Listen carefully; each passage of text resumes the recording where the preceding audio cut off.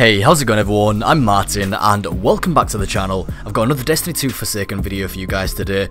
Would you actually look at that? I uploaded twice in a week. This is a little bit of a quick one, but we do have a couple of interesting bits of information to go over coming from an interview with Heavy.com. They got to speak to Bungie's Chris Barrett and Scott Taylor, talking about things such as the enemy we'll be facing, Prince Uldren's motives, where Variks has been, the length of the story, and a couple other things. Link to the article will be in the description, so let's get into this. So the first question here, killing off Cayde 6 was certainly a surprise, but another one was who actually pulled the trigger. Why did you decide to make Prince Uldren the main villain for Forsaken? Chris Barrett said, so without spoiling the story, because I think there's going to be a lot of interesting stuff to discover for players about what is Prince Uldren's motives and why did that happen. The thing we're really excited about is having a villain who is relatable in some way, who isn't necessarily a big monster, but is someone who has motives that potentially is someone who can speak to you and tell you what he's thinking. Having that kind of character as a nemesis or as an antagonist in the game I think is going to be really cool, and I think that will play out as players play through the experience. As a follow-up question to this, Heavy asked, so is it safe to assume Prince Uldren is responsible for the fallen barons escaping? Scott Taylor said, early on in the campaign you learn that yes, they are working together. What appears to be at first a prison riot is a prison break. They have larger goals than just killing Cayde. Uldren especially is looking to achieve something. So obviously there's a lot more to this than we currently know. As we already know from Destiny 1, Prince Uldren isn't exactly the biggest fan of Guardians. He wanted nothing to do with us or the city, and I think it's possible that he blames the Vanguard for the death of his sister Mara Sov, Queen of the Reef, when Oryx arrived in our solar system and wiped out her fleet. I mean, ultimately we are the reason Oryx even arrived in the first place after we killed his son Crota and we got the Awoken involved.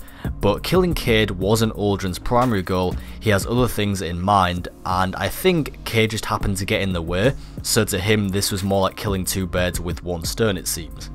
As for his ultimate plan, it's curious as to what that could be. Some say that perhaps he's attempting to resurrect his sister, and I'll come back to as to why that could be a little bit later on. At least that would seem to make the most sense. How he could do this we're not entirely sure, but it could involve some use of the darkness, or maybe he knows of some kind of power that exists in the Dreaming City, one of the new locations which we'll be visiting, and is said to be full of secrets and puzzles, and is where the new raid will take place in that tower that we see in all the trailers at the centre of it. It's said that the raid won't just be this separate standalone activity either, but rather the culmination of the story, which has me even more curious as to who the boss could be.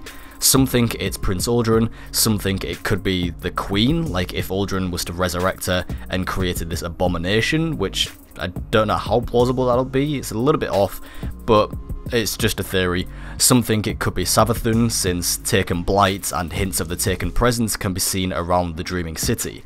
The Awoken have some kind of secret in their history, and in Forsaken we'll find out what that is, possibly whatever's in that tower.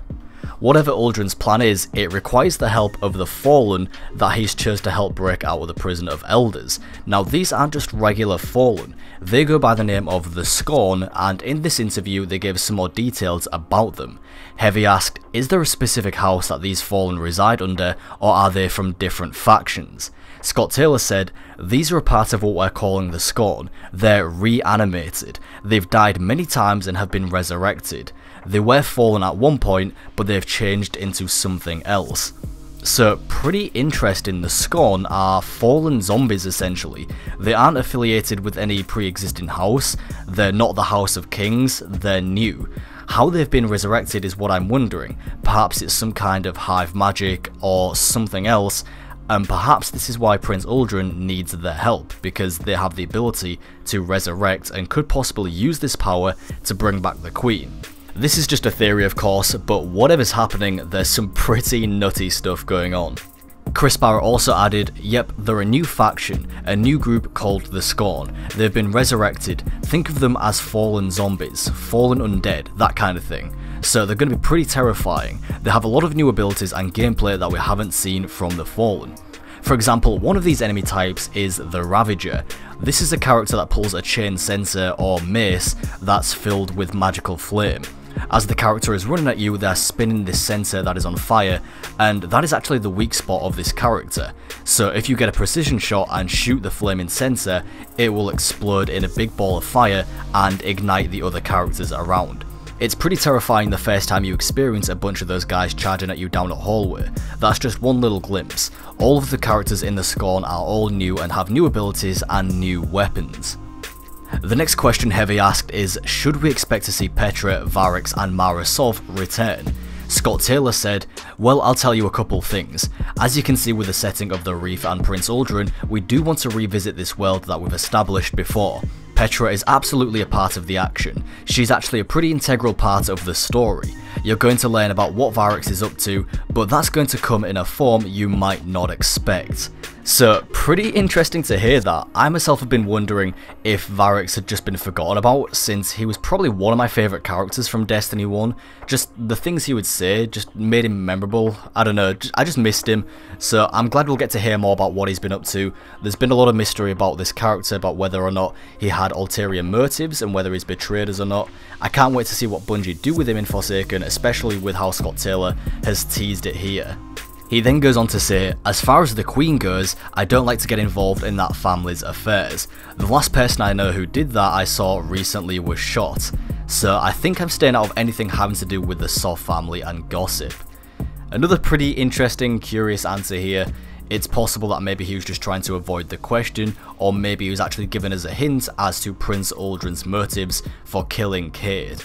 Next up, Heavy asked, both Curse of Osiris and Warmind had fairly short campaigns. How long can we expect the story to take place in Forsaken? Now, the answer was a bit of a jumbled one just because there wasn't really a direct answer, but essentially Scott Taylor said, it's the largest expansion ever in Destiny, larger than the Taken King. They're doing a lot with how players progress in terms of the campaign. Not exactly non-linear stuff, but there are a bunch of activities that aren't technically a part of the campaign but are still missions that you'll still do along the way. And there are 2 new destinations worth of stuff, the Tangled Shore and the Dreaming City, whereas in the Taken King we just got the Dreadnought. Chris Barrett added to this, saying, we also don't want an experience that players can just play through really quickly, play a bunch of story missions and then be done. We're really trying to re-establish the hobby of this game and really think about the endgame experiences. The Dreaming City is an area that has things to discover for days, weeks, potentially longer, and mysteries to uncover, so we're really excited about bringing back more of that into the game. We've seen some of that in Warmind, but we're doubling down in Forsaken. We really want to add some of those experiences back into the game. So that's really good to hear. More things to do is obviously always a good thing, and Bungie really seem committed to actually bringing back a lot of the experiences that players enjoyed about Destiny. Heavy then asked how many strikes are going to be included, and the answer is 3 new strikes. Heavy then asked how many strikes are going to be included in Forsaken, and the answer is 3 new strikes plus 1 PlayStation exclusive strike. And finally here, can we expect any post-game activities like Escalation Protocol, or has Gambit replaced this content? Chris Barrett said that Gambit is not meant to replace something like Escalation Protocol. Gambit is a whole new thing that we're really excited to add to Destiny as an additive element. The kind of experiences like Escalation Protocol, we're going to continue to invest in those kinds of endgame experiences that are more focused on cooperative endgame PvE. So from the sounds of this, or at least the way I interpreted this, I could be wrong on this so don't take my word for it, is that Gambit or any new endgame PvE modes aren't necessarily meant to replace current content. A problem with Destiny 1 was that when Bungie would add something new, it would make old content and activities obsolete, for example the Prison of Elders, and I think what he's saying here is that it won't be the case this time. So there may still be reasons to play things like Escalation Protocol, at least that's what I gathered. Like I said, could be wrong on that. Gambit is a whole new game mode, it has 4 maps and is something Bungie expects players to dive into. It has its own weapons, armour and has an exotic associated with it. Scott Taylor also said, the thing we're doing for the endgame is based on the Dreaming City, which is our first ever totally endgame destination. There's a raid at the centre of it. It's a full destination that every player can go to. There's a lot of secrets there and all sorts of new stuff there that you're not necessarily going to be expecting, but we're going to talk about all that stuff later. So it seems like this is where you'll be investing a lot of time once you're done with everything else. So that is all for this video, guys. I do hope that you found this video useful. Usually I try to bulk these sort of interviews into bigger videos, but I thought this one was deserving of its own. I'm interested in finding out what Uldren's ultimate goal is, what happened to the Queen, and what Variks has been up to. So anyway, links to my Twitter and Instagram I'll link below in case you ever want to keep up. As always, thank you all very much for watching, and I'll talk to you next time.